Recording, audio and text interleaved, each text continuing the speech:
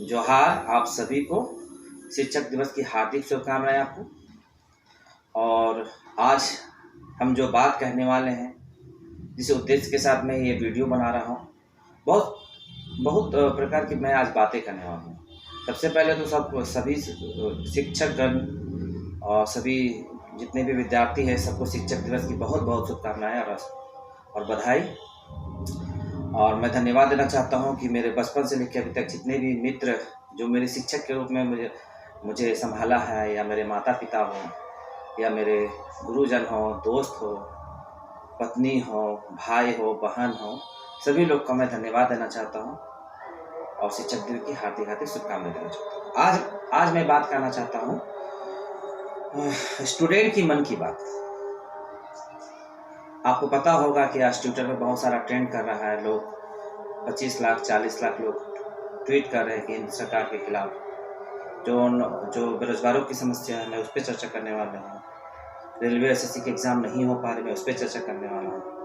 अर्थव्यवस्था की भी बात करने वाला हूँ और निजीकरण में क्या नुकसान है। आखिर नौकरियाँ 2 करोड़ नौकरियों का जो वादा था उसका क्या हुआ, मैं उसकी भी बात करने वाला हूँ। और आज के युवाओं को एक ट्रेंड चल रहा है, या ऐसा चलन चल गया है, नकारात्मक सोच है, लोग सुसाइड कर रहे हैं। इस विषय में भी मैं चर्चा करना चाहता हूँ। तो सबसे पहले मैं आता हूँ हम स्टूडेंट के मन की बात।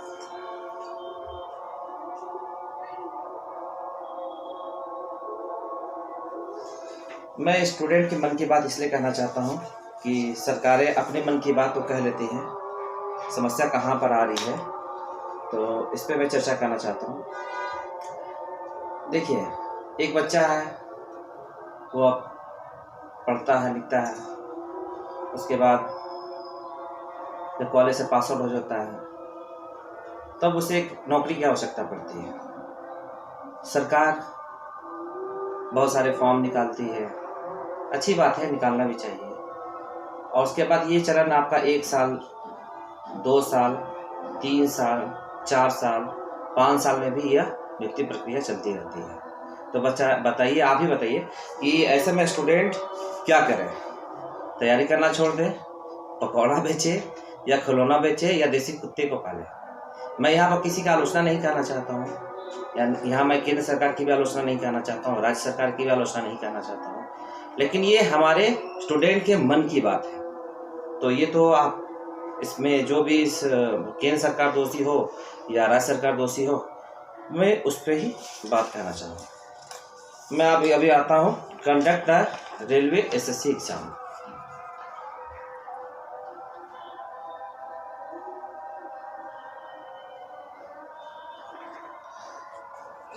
Conduct the railway SSC exam, इस पर मैं यही कहना चाहूँगा कि बहुत लोगों की नियुक्तियाँ हो गई हैं। रेलवे की भी बहुत सारे एग्ज़ाम हो चुके हैं, बट उन लोगों को नियुक्ति नहीं हो पाई है, उन लोगों का कंप्लीट नहीं हो पाया। पता नहीं सरकार की मंशा क्या है कि कोई भी एग्ज़ाम हो, या अगर जो एग्ज़ाम अगर कंप्लीट भी हो जाती है तो उसको फिर नियुक्त नहीं कर पाती है। तो इस विषय में भी बहुत सारे लोग हैं जो तैयारी करते हैं स्टूडेंट।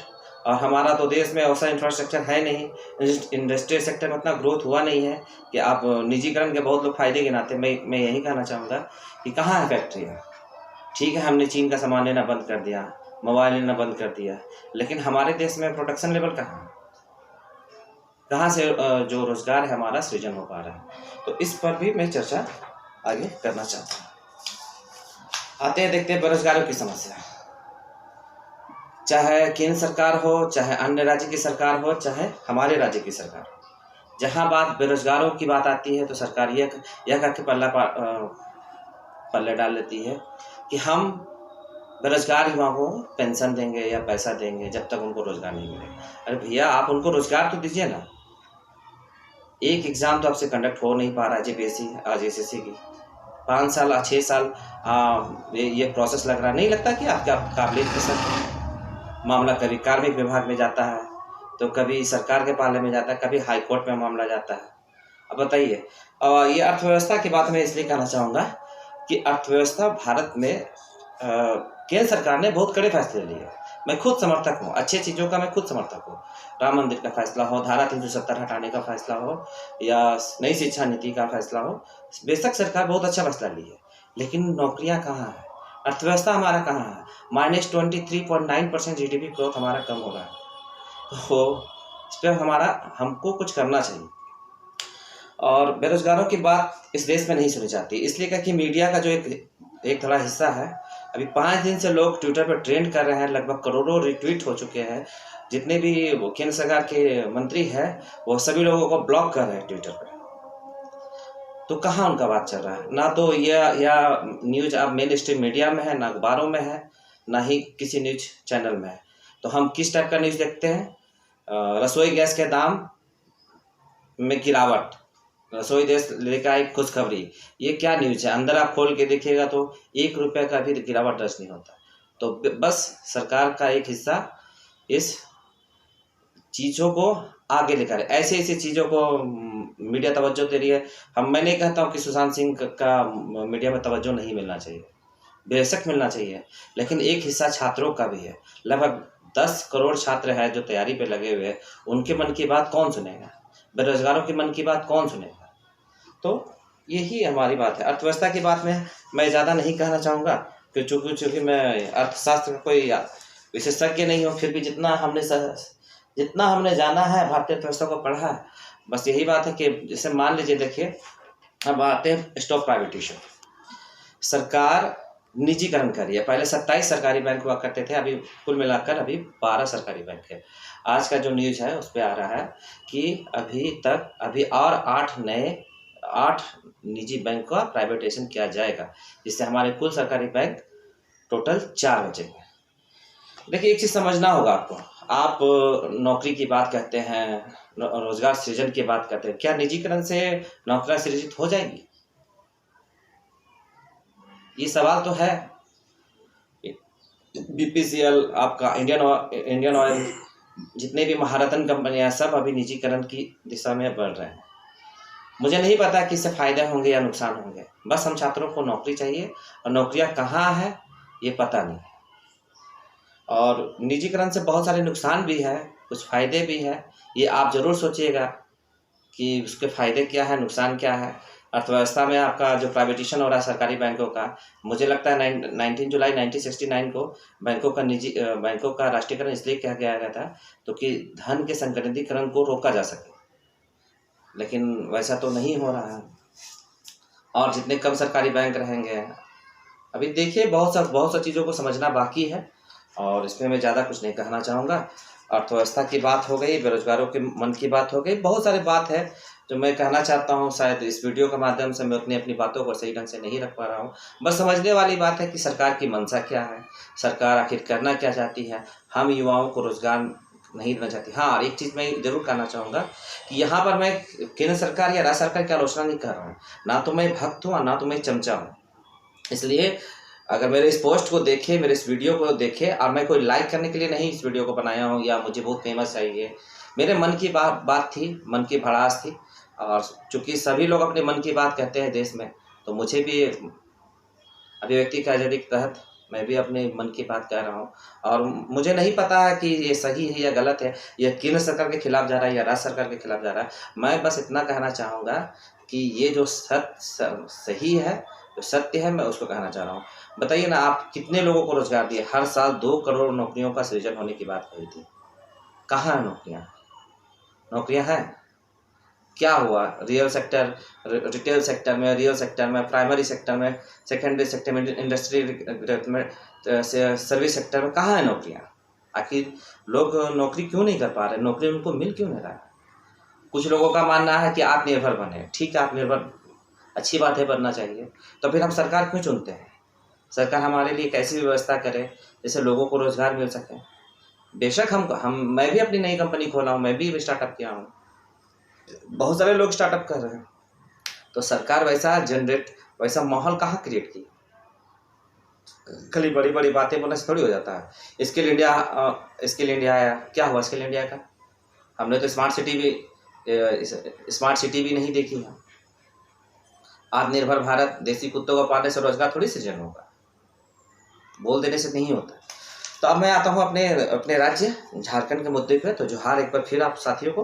और मैं ये कहना चाहूँगा, conduct JPSC JSSC exam Soni Kumari versus state जो केस है हमारा, उस पर चर्चा करना चाहूँगा। चाहे देखिए, सरकार जो है 5 साल से ज़्यादा हो गया। मुझे याद है कि मैं भी जब युवा था, अब तो युवा नहीं रह पाया हूँ, अब तो मैं व्यक्ति बन चुका हूँ, तो ये कॉमेडी बात नहीं है। तो मैं भी जब तैयारी कर रहा था तो 2015 में मुझे भी उम्मीद थी, पता है उस समय किसी की भी सरकार रही हो, बीजेपी की हो, कांग्रेस की हो या जेएमएम को, क्या फ़र्क पड़ता है। बस इतना पता कि उस समय एक वैकेंसी आई थी जेएसएससी सीजीएल की। उस एग्ज़ाम का क्या हुआ, 2015 में नोटिफिकेशन आया था, आज 2020 है, 5 साल से ही ज़्यादा हो चुके हैं, 5 साल से भी ज़्यादा हो चुके हैं। अभी तक ना तो वो परीक्षा रद्द हो चुकी है, अभी वो उसका एग्ज़ाम कब होगा इसका कोई नोटिफिकेशन जारी नहीं हुआ है। मुझे नहीं लगता कि आपको नहीं लगता कि उसके आपकी काबिलियत पे शक है। आपका जब नियमावली बनता है तो 10 बार आपका नियमावली में संशोधन होता है। क्या हमसे अच्छे लोग कार्यक्रम विभाग में बैठे हुए हैं, अच्छे ऑफिसर बैठे हुए हैं। आखिर क्या होता है कि ऐसे नियमावली बनाया जाता है कि मामला कोर्ट में जाता है, मामला कोर्ट में जाने के बाद बार-बार संशोधन करना पड़ता है, उसके बाद एग्ज़ाम होता है, उसके बाद फिर संशोधन होता है, फिर उसके बाद जब मेंस का एग्ज़ाम होता है फिर संशोधन होता है, फिर अचानक फाइनल रिजल्ट आने के पहले पूरा प्रक्रिया ही रद्द हो जाती है। आखिर ऐसा क्यों? आप कह दीजिए, आप बोल दीजिए कि नहीं, हम नौकरी युवाओं को नहीं देंगे। ऐसा झूठा जाल, झूठा भ्रम क्यों फैला के रखें? तो यही बात करना। हाँ, और एक बात ये बोलना चाहेंगे कि अभी सोनी कुमारी वर्सेस स्टेट का मामला है, जिस कारण से बहुत सारे प्रतियोगिता जो परीक्षा का रिजल्ट अभी तक पेंडिंग पड़ा हो, चाहे शिक्षक की बहाली हो, सब में अभी स्टे ऑर्डर लगा हुआ नियुक्ति प्रक्रिया में। तो झारखंड सरकार को इसका बेनिफिट मिलना चाहिए। और मैं ऐसा नहीं समझिएगा कि मैं कोई जेएमएम का समर्थक हूँ, क्योंकि सरकार बने हुए 8 महीने हो चुके हैं और 6 महीना तो कोरोना काल में ही चला गया। तो कुछ लोग ट्विटर पर हैंडल कर रहे हैं कि हाँ, बेशक इस पे बात होनी चाहिए, चर्चा होनी चाहिए और अच्छा इनिशिएटिव है, लेकिन हमें उतना भी अभी सरकार को उतना आड़े हाथों में नहीं ले रहा हूँ यहाँ के। मैं तो खुद आलोचक रहा हूँ सरकार के। तो सोनी कुमारी वर्सेस स्टेट का जो मामला है, अभी भी मामला न्यायालय में है, लंबित है। उनका फैसला हो जाने के बाद आपका फॉरेस्ट गार्ड हो और बहुत सारे जैसे शिक्षक की नियुक्ति है, तो उसका स्टे ऑर्डर जैसे ही अगर आपका क्लियर हो जाएगा, मुझे मतलब पता चला है कि इसी महीने कोर्ट का जो है वो रिजल्ट, जो न्यायालय का जो न्याय है वो मिल जाएगा। तो उस पर भी हम लोग बात करेंगे। और मैं एक बात और कहना चाहता हूँ आज के युवाओं को, be positive thinking, no suicide.